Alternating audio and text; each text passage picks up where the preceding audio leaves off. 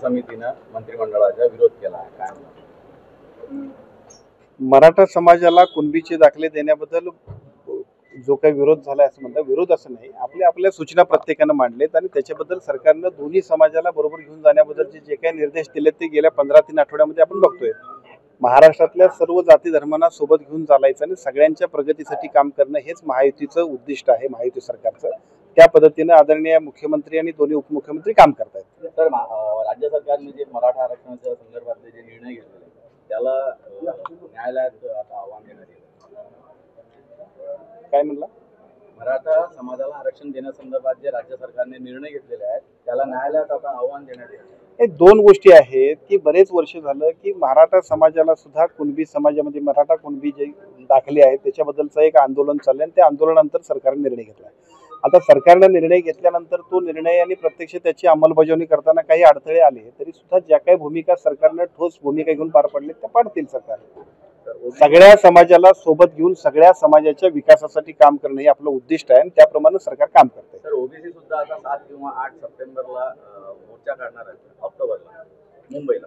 यापूर्वी सुद्धा आणि आता सुद्धा आदरणीय मुख्यमंत्री आणि दोन्ही उपमुख्यमंत्र्यांनी सांगितलेलं आहे की जरी मराठा समाजाला आपण न्याय देत असलो तरी सुद्धा ओबीसींवर कोणत्याही परिस्थितीत अन्याय होणार नाही याबद्दलची स्पष्टता सर्व नेत्यांबरोबरची सांगितलेली आहे. त्याच्या संदर्भातली मंत्रिमंडळाची जी उपसमिती आहे त्या समितीनं सुद्धा काम सुरू केलेलं आहे. त्यामुळे एका बाजूला मराठा समाजाला आणि दुसऱ्या बाजूला इतर समाजाला सुद्धा योग्य पद्धतीने न्याय देण्यासाठी सरकार काम करते. उद्धव ठाकरे एकत्र येत असल्यामुळे तुमच्या पक्षामध्ये म्हणजे शिंदेच्या शिवसेनेमध्ये अस्वस्थता आहे करते. शिवसेनेचे मुख्य नेते आदरणीय एकनाथजी शिंदे साहेबांच्या नेतृत्वाखाली महाराष्ट्रामध्ये ज्या पद्धतीनं संघटन वाढीचं काम चाललंय ते सगळं काम अत्यंत महत्त्वपूर्ण पद्धतीनं सगळ्याच कार्यकर्त्यांनी अतिशय मनावर घेऊन करतायत. त्यामुळं सगळे बाकीचे लोक एकत्र येत आहेत किंवा आणखीन काय काय राजकीय घडामोडी होतात याच्यापेक्षा सुद्धा संघटन मजबूत करणं आणि संघटनेच्या जीवावरती महाराष्ट्रामध्ये अत्यंत चांगल्या पद्धतीने शिवसेनेचं काम करणं यासाठी आमचं उद्दिष्ट चाललंय आणि ते पूर्ण होतं. पहलगाम हल्ल्यानंतर नरेंद्र मोदी यांनी म्हटलं होतं रक्त आणि क्रिकेट एकासोबत चालणार नाही. आता पुन्हा अबुधाबीला क्रिकेट सामने होत आहेत. यावर संजय राऊतांनी प्रश्न विचारला आहे की रक्त आणि क्रिकेट आता कसं चालतं.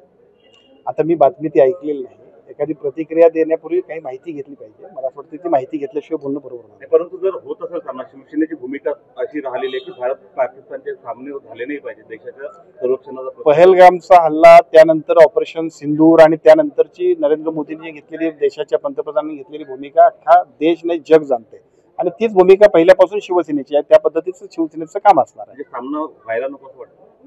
सामनाच नव्हे, एका बाजूला ज्या पद्धतीनं अनेक वर्ष आपल्या सगळ्यांवरती अतिरेकी हल्ल्यांपासून जे काही सगळं काम चाललं होतं त्याच्या विरोधात सातत्यानं शिवसेनेचा विरोध आणि शिवसेनेचं या सगळ्यांबद्दलची भूमिका स्पष्ट आहे. क्रिकेट सामना संदर्भात काय मला असं वाटतं की या संदर्भातली माहिती घेऊन आपण बोलू. मुंबई महापालिकेत शिवसेना शिंदेगडहून जे विभाग प्रमुख निवडण्यात आले त्याच्यामध्ये प्रचंड अस्वस्थता आणि नाराजी पसरल्याचं समोर आलं आहे.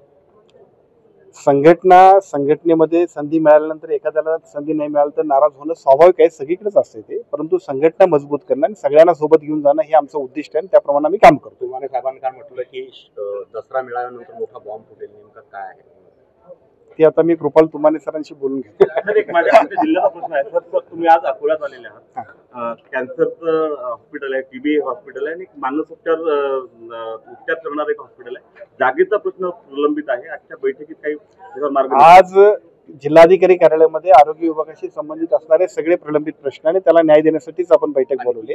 त्यामुळे या सगळ्या विषयाची चर्चा होईल आणि त्याच्यामध्ये सकारात्मक मार्ग काढणं, निधी उपलब्ध करणं, जागा उपलब्ध करणं सगळ्यांसाठी आपण मदत करणार आहोत. या संदर्भात एक प्रश्न आहे. 4 ग्रामीण रुग्णालय अकोला जिल्ह्यामध्ये त्याचा पदनिर्मितीचा जो हे आहे प्रस्ताव तो धुळकात पडलेला आहे. 60% बांधकाम झालेलं आहे. पूर्ण पदनिर्मितीचा प्रस्ताव HPC कडे आहे. त्याला तात्काळ मान्यता देण्यासाठी आमची धावपळ सुरू आहे. पुढच्या एक महिनाभरामध्ये पदनिर्मितीच्या प्रस्तावाला सुद्धा मान्यता मिळेल आणि सगळे जे काही आपले प्रस्ताव म्हणजे सगळे जे काही आपले हे ग्रामीण रुग्णालय असतील किंवा इतरही उपजिल्हा रुग्णालय असतील त्या सगळ्यांसाठी पदनिर्मिती महाराष्ट्रातल्या 5000 पदनिर्मितीचा प्रस्ताव जो आहे त्याला मान्यता मिळण्यासाठी आमचा प्रयत्न चालला आहे आणि पुढच्या महिनाभरामध्ये त्याला मान्यता मिळेल. तेव्हा आमच्या अकोल्याची नाराजी आता जाताना दूर करण्यासाठी करणार असं म्हटलं. मदत काही गोष्टी झाल्या होत्या. संघटन मजबूत करण्यासाठी माझ्यावर जर जबाबदारी दिली आहे त्यामुळे निश्चितपणानं नाराजी असेल, संघटन मजबूत करणं असेल ते सगळं काम आपण करणार आहोत.